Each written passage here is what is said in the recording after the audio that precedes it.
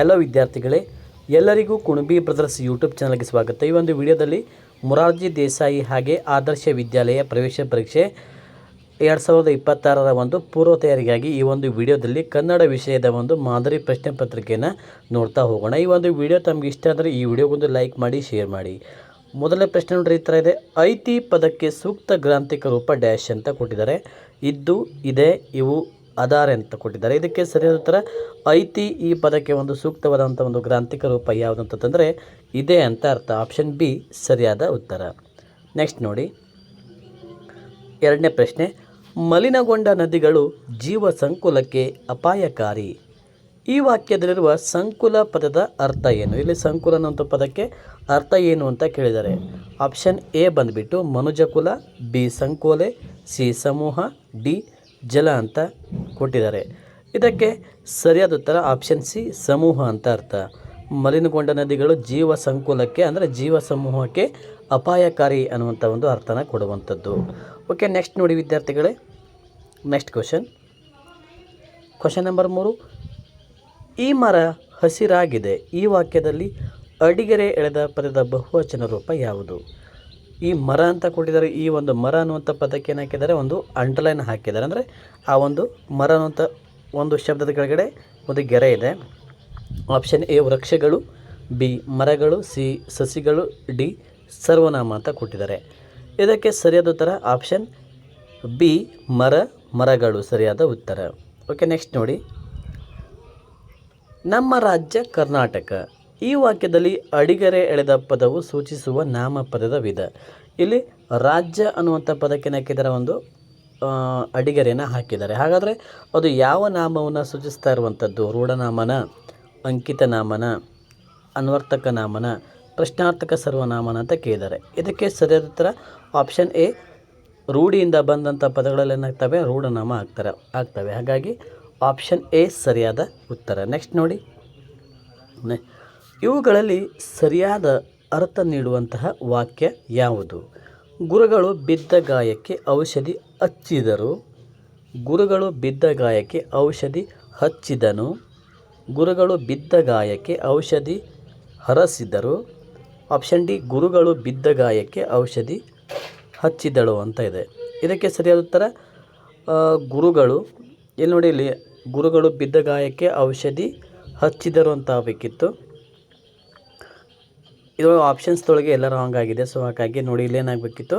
ಗುರುಗಳು ಬಿದ್ದ ಗಾಯಕ್ಕೆ ಔಷಧಿ ಹಚ್ಚಿದರು ಅಂತ ಆಗಬೇಕಿತ್ತು. ಆಪ್ಷನ್ ಎ ಇಲ್ಲಿ ಅ ಇದ್ದಲ್ಲಿ ಹ ಆಗಬೇಕಿತ್ತು. ಹಾಗಾಗಿ ಇದಕ್ಕೆ ನಾವು ಯಾವುದೇ ಆಪ್ಷನ್ಸ್ಗಳನ್ನು ಸೂಚಿಸ್ತಾ ಇಲ್ಲ, ಯಾಕಂದರೆ ಎಲ್ಲನೂ ಸಹ ಏನಾಗಿದೆ? ಇದು ರಾಂಗ್ ಆಗಿದೆ. ಹೌದಾ? ಓಕೆ, ನೆಕ್ಸ್ಟ್ ನೋಡಿ, ಆಹಾ ಎಷ್ಟೊಂದು ಸುಂದರವಾಗಿದೆ. ಈ ವಾಕ್ಯದಲ್ಲಿ ಅಡಿಗೆರೆ ಎಳೆದ ಪದದ ಒಂದು ಲೇಖನ ಚಿಹ್ನೆ ಯಾವುದು? ಇಲ್ಲಿ ಆಹಾ ಅನ್ನುವಂಥ ಪದಕ್ಕೆ ಏನಾಕಿದ್ದಾರೆ? ಒಂದು ಅಡಿಗೆರೆಯನ್ನು ಹಾಕಿರುವಂಥದ್ದು. ಇದರ ಇದು ಯಾವ ಒಂದು ಚಿಹ್ನೆ ಅಂತ ಕೇಳಿದ್ದಾರೆ. ಪೂರ್ಣ ವಿರಾಮ ಚಿಹ್ನೆ, ಭಾವಸೂಚಕ ಚಿಹ್ನೆ, ಉದ್ಧರಣ ಚಿಹ್ನೆ, ಅಲ್ಪ ವಿರಾಮ ಚಿಹ್ನೆ. ಇದು ಒಂದು ಏನಾಗಿದೆ? ಭಾವಸೂಚಕ ಚಿಹ್ನೆಯಾಗಿದೆ. ಆಪ್ಷನ್ ಬಿ ಸರಿಯಾದ ಉತ್ತರ. ನೆಕ್ಸ್ಟ್ ನೋಡಿ, ಶಿಕ್ಷಕರು ತಮ್ಮ ವಿದ್ಯಾರ್ಥಿಗಳಿಗೆ ಶಾಲಾ ಗ್ರಂಥಾಲಯದಲ್ಲಿ ಪಾಕ್ಷಿಕವಾಗಿ ಬರುತ್ತಿರುವ ಪತ್ರಿಕೆಯನ್ನು ಓದುವಂತೆ ತಿಳಿಸಿದರು. ಹಾಗಾದರೆ ಪಾಕ್ಷಿಕ ಇದರ ಅರ್ಥ ಏನು? ಪಾಕ್ಷಿಕ ಅಂತಂದರೆ ಆಪ್ಷನ್ ಎ 7 ದಿನಗಳಿಗೊಮ್ಮೆ, ಬಿ 15 ದಿನಗಳಿಗೊಮ್ಮೆ, ಸಿ ತಿಂಗಳಿಗೊಮ್ಮೆ, ಡಿ ವರ್ಷಕ್ಕೊಮ್ಮೆ. ಪಾಕ್ಷಿಕ ಅನ್ನುವಂಥದ್ರ ಅರ್ಥ ಏನಾಗ್ತದೆ? ಅದು 15 ದಿನಗಳಿಗೊಮ್ಮೆ. ಆಪ್ಷನ್ ಬಿ ಸರಿಯಾದ ಉತ್ತರ. ನೆಕ್ಸ್ಟ್ ನೋಡಿ, ನೆಕ್ಸ್ಟ್ ಕ್ವಶನ್. ಕನ್ನಡ ಈ ಪದದಲ್ಲಿರುವ ಸಜಾತಿಯ ಸಂಯುಕ್ತಾಕ್ಷರ ಯಾವುದು? ಡ, ನ, ನಕ್ ನ ಒತ್ತಿದೆ. ಆಪ್ಷನ್ ಡಿ ಡ. ಇದು ನಿಮ್ಗೆ ಗೊತ್ತಿದೆ. ಸಂಯುಕ್ತಾಕ್ಷರಗಳಲ್ಲಿ 2 ವಿಧಗಳಿವೆ. ಒಂದು ಸಜಾತಿಯ ಸಂಯುಕ್ತಾಕ್ಷರ ಮತ್ತು ವಿಜಾತಿಯ ಸಂಯುಕ್ತಾಕ್ಷರ. ಇಲ್ಲಿ ಆಪ್ಷನ್ ಸಿ ಸರಿಯಾದ ಉತ್ತರ. Okay, next question. ಓಕೆ ವಿದ್ಯಾರ್ಥಿಗಳಿಗೆ, ನಿಮಗೆ ಇದೇ ಥರ ಇನ್ನೂ ಹೆಚ್ಚಿನ ರೀತಿಯ ವೀಡಿಯೋಸ್ಗಳು ಹಾಗೆ ಲೈವ್ ಕ್ಲಾಸಸ್ಗಳು ಬೇಕಾದಲ್ಲಿ ನಮ್ಮ ಕುಣಬಿ ಬ್ರದರ್ಸ್ ಯೂಟ್ಯೂಬ್ ಚಾನಲನ್ನು ಸಬ್ಸ್ಕ್ರೈಬ್ ಮಾಡಿಕೊಳ್ಳಿ. ನಿಮ್ಮ ಸ್ನೇಹಿತರಿಗೂ ಸಹ ಈ ವಿಡಿಯೋಸ್ಗಳನ್ನು ಶೇರ್ ಮಾಡಿ. ಬ್ರಿಟಿಷರ ಪಕ್ಷ ವಹಿಸುವ ವಿಚಾರದಲ್ಲಿ ರಾಯಣ್ಣ ನಿರ್ದಾಕ್ಷಿಣ್ಯವಾಗಿರುತ್ತಿದ್ದ. ಈ ವಾಕ್ಯದಲ್ಲಿ ಅಡಿಗೆರೆ ಎಳೆದ ಪದದ ವಿರುದ್ಧಾರ್ಥಕ ಪದ ಡ್ಯಾಶ್.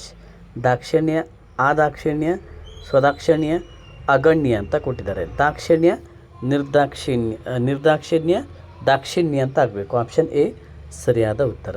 ನೆಕ್ಸ್ಟ್ ನೋಡಿ, ಮಾಸ್ತಿ ವೆಂಕಟೇಶ್ ಅಯ್ಯಂಗಾರ್ ಅವರ ಕಾವ್ಯನಾಮ ಡ್ಯಾಶ್. ಶ್ರೀನಿವಾಸ, ಕವಿಶಿಷ್ಯ, ಪಾಪು, ಪೂತಿನ.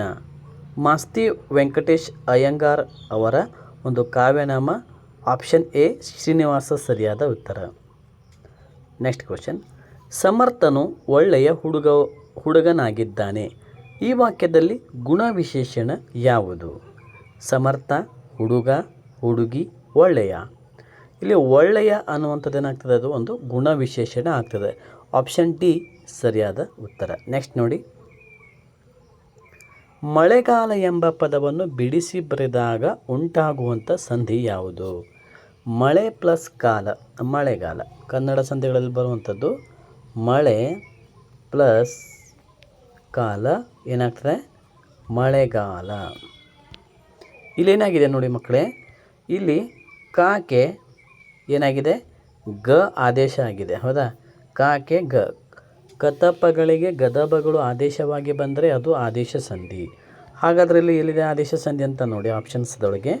ಆಪ್ಷನ್ ಸಿ ಸರಿಯಾದ ಉತ್ತರ, ಆದೇಶ ಸಂಧಿ. ಓಕೆ, ನೆಕ್ಸ್ಟ್ ನೋಡಿ, ಕರ್ನಾಟಕ ಸಂಗೀತದ ಪಿತಾಮಹ ಯಾರು? ಪುರಂದರದಾಸರು, ಕನಕದಾಸರು, ತ್ಯಾಗರಾಜರು, ವಾದಿರಾಜರು. ಪುರಂದರದಾಸರನ್ನು ಕರ್ನಾಟಕದ ಸಂಗೀತದ ಪಿತಾಮಹ ಎಂದು ಕರೆಯಲಾಗಿದೆ.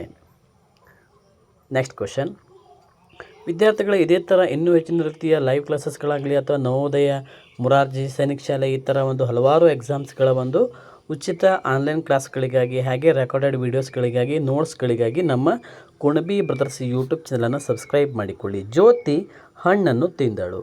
ಈ ವಾಕ್ಯದಲ್ಲಿ ತಿಂದಳು ಎಂಬ ಪದವು ಕ್ರಿಯಾಪದ, ಕರ್ತೃಪದ, ಕರ್ಮಪದ, ನಾಮಪದ. ಇಲ್ಲಿ ತಿಂದಳು ಅನ್ನೋದು ಕ್ರಿಯಾಪದನ, ಕರ್ತೃಪದ, ಕರ್ಮಪದ, ನಾಮಪದ ಅಂತ ಕೊಟ್ಟಿದ್ದಾರೆ. ಸರಿಯಾದ ಉತ್ತರ ಆಪ್ಷನ್ ಎ, ಇದು ಒಂದು ಕ್ರಿಯಾಪದ ಆಗಿದೆ. ನೆಕ್ಸ್ಟ್ ಕ್ವಶನ್, ಪುತಲಿಬಾಯಿಯವರು ಗಾಂಧೀಜಿಯವರನ್ನು ಡ್ಯಾಶ್ ಹೆಸರಿನಿಂದ ಕರೆಯುತ್ತಿದ್ದರು. ಇದು ನಿಮಗೆ ಒಂದು 5ನೇ ತರಗತಿಯ ಒಂದು ಸಿಲೆಬಸ್ ಮೇಲೆ ಇರುವಂಥ ಒಂದು ಪ್ರಶ್ನೆ. ಮಹಾತ್ಮ, ಕರಮಚಂದ, ಮೋನುಪಾಪು, ರಾಷ್ಟ್ರಪಿತ. ಪುತಲಿಬಾಯಿಯವರು ಗಾಂಧೀಜಿಯವರನ್ನು ಮೋನುಪಾಪು ಎಂಬ ಹೆಸರಿನಿಂದ ಕರೆಯುತ್ತಿದ್ದರು. ನೆಕ್ಸ್ಟ್ ಕ್ವಶನ್, ಈ ಕೆಳಗಿನವುಗಳಲ್ಲಿ ಅಥವಾ ಈ ಕೆಳಗಿನ ಪದಗಳಲ್ಲಿ ವಿಸರ್ಗವನ್ನು ಒಳಗೊಂಡಿರುವಂಥ ಪದ ಯಾವುದು? ಮಂಚ, ದುಃಖ, ಸ್ವಯಂ, ಗಂಧ. ನಿಮ್ಗೆ ಗೊತ್ತಿದೆ, ಇಲ್ಲಿ ಕನ್ನಡ ವರ್ಣಮಾಲೆಯಲ್ಲಿ ಯೋಗವಾಕ್ಗಳು 2 ಅನುಸ್ವಾರ ಮತ್ತು ವಿಸರ್ಗ. ಅನುಸ್ವಾರ ಯಾವುದು? ಅಂ, ವಿಸರ್ಗ ಅಹ. ಇಲ್ಲಿ ದುಃಖ ಅಂತ ಇದೆಯಲ್ಲ, ಇದೇನಾಗ್ತದೆ ನೋಡಿ, ಇಲ್ಲಿ ಆಪ್ಷನ್ಸ್ಗಳನ್ನು ನೋಡಿ. ಆಪ್ಷನ್ ಎ ಮಂಚ, ಬಿ ದುಃಖ, ಸಿ ಗಂಧ, ಡಿ ಸ್ವಯಂ ಅಂತ ಇದೆ. ಇಲ್ಲಿ ಏನಾಗ್ತದೆ, ಇಲ್ಲಿ ದುಃಖ ಅನ್ನುವಂಥದ್ದು ಏನಾಗ್ತದೆ, ಇಲ್ಲಿ ಒಂದು ವಿಸರ್ಗ ಆಗುವಂಥದ್ದು. ಆಪ್ಷನ್ ಬಿ ಸರಿಯಾದ ಉತ್ತರ. ಓಕೆ ವಿದ್ಯಾರ್ಥಿಗಳೇ, ಇಲ್ಲಿಯವರೆಗೆ ಈ ಒಂದು ಕ್ಲಾಸ್ ಕೇಳಿದ್ದಕ್ಕೆ ತಮಗೆಲ್ಲರಿಗೂ ಧನ್ಯವಾದಗಳು. ಇದೇ ಥರ ಇನ್ನೂ ಹೆಚ್ಚಿನ ರೀತಿಯ ಕ್ಲಾಸಸ್ಗಳು, ವೀಡಿಯೋಸ್ಗಳು ಬೇಕಾದಲ್ಲಿ ನಮ್ಮ ಕುಣಬಿ ಬ್ರದರ್ಸ್ ಯೂಟ್ಯೂಬ್ ಚಾನಲನ್ನು ಸಬ್ಸ್ಕ್ರೈಬ್ ಮಾಡಿಕೊಂಡು ನಿಮ್ಮ ಸ್ನೇಹಿತರಿಗೂ ಸಹ ಈ ವಿಡಿಯೋಸ್ಗಳನ್ನು ಶೇರ್ ಮಾಡಿ. ಧನ್ಯವಾದ.